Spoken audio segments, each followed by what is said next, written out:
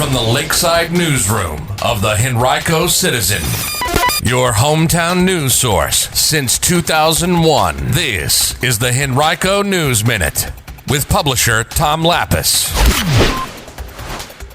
New COVID cases affecting 7 Henrico schools and 2 county government agencies, and new plans for a Glen Allen shopping center. We'll have details about those stories and more in today's Henrico News Minute. It's Wednesday, November 11th, 2020, and it's brought to you today by Commonwealth Catholic Charities and Henrico Area Mental Health. And now for the news. Well, COVID-19 continues to impact Henrico County. Yesterday, the county announced that an outbreak had occurred in the voter registration and elections office, as well as the Department of Public Works, with 8 employees either having tested positive or experiencing symptoms of the virus. As a result, the county has closed its administration building annex at the Western Government Center. That's where the voter registration and elections office and public works offices are located. It's closed until Monday for enhanced cleaning and disinfection. 7 of the 8 employees have tested positive for COVID, while the other is presumed to be positive, but waiting for test results to come back. Even though the 2 offices share the same building, county officials aren't sure whether the outbreaks are connected in any way. They also don't believe that any absentee in-person voters were impacted, because it wasn't until November 7th that the first employee of the voter registration and elections office experienced symptoms of the virus. COVID continues to make itself known in Henrico County's public schools as well, where 10 new cases of the virus have been reported since November 5th, including at 6 schools yesterday. 2 cases each were reported at Highland Springs High School, Henrico High School, and Pemberton Elementary School, and single cases reported at Mayberry, Crestview, Shady Grove, and Echo Lake Elementaries.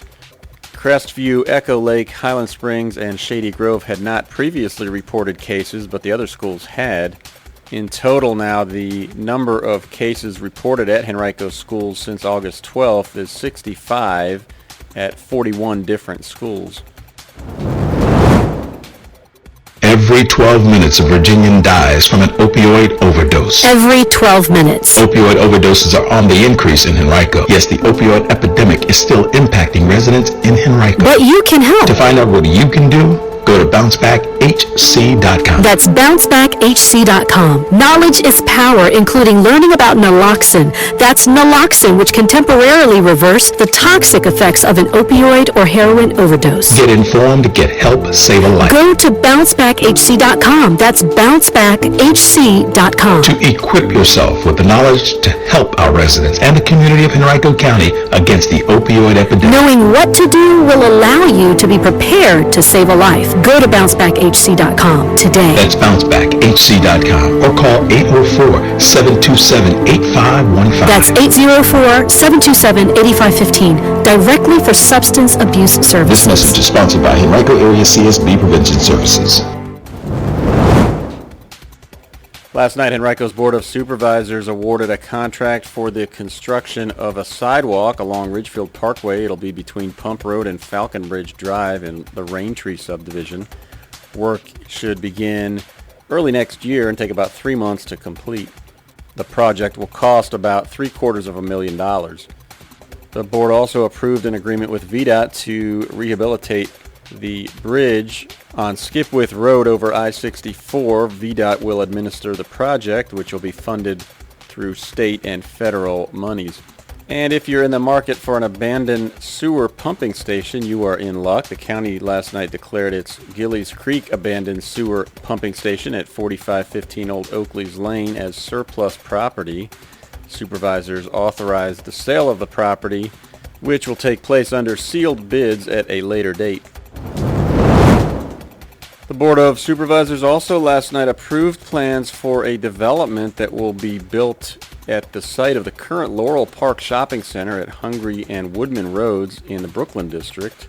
That shopping center was developed beginning in 1964. It contains about 53,000 square feet of retail space, but much of it is currently vacant. The board agreed to a developer's request to rezone the 16-acre site from business uses to residential uses. plans call for a master plan community with as many as 350 apartment units, including 2 3-story multifamily buildings with a total of 278 units, as well as 72 townhouse apartments. There would also be some commercial uses along Hungry Road. All of the residential buildings would be 3 stories tall. 4 educators from Henrico schools recently won REB Awards for teaching excellence, and 3 others were finalists for the awards. Those are given by the Community Foundation annually to educators in the region. The 4 winners received grants that range from $8,300 to $11,900. The grants will enable them to engage in personalized learning experiences with the goal of helping them become better instructors. They'll be able to travel to pursue new studies in their fields.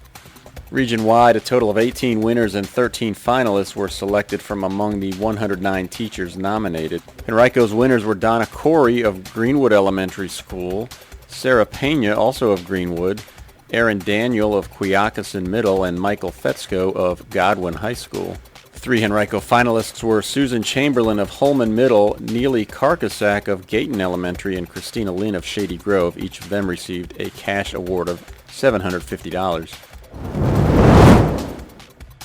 Well, every week on HenricoCitizen.com we publish a roundup of personal achievements on our Milestones column. You can read that by visiting our website and clicking under Community on Milestones. And if you or your family have achievements you'd like to submit to us, you can do that at citizen@henricocitizen.com. We'd love to hear from you. Today's Henrico News Minute has been brought to you by Commonwealth Catholic Charities. Change the world for a teen who needs you. Become a foster parent.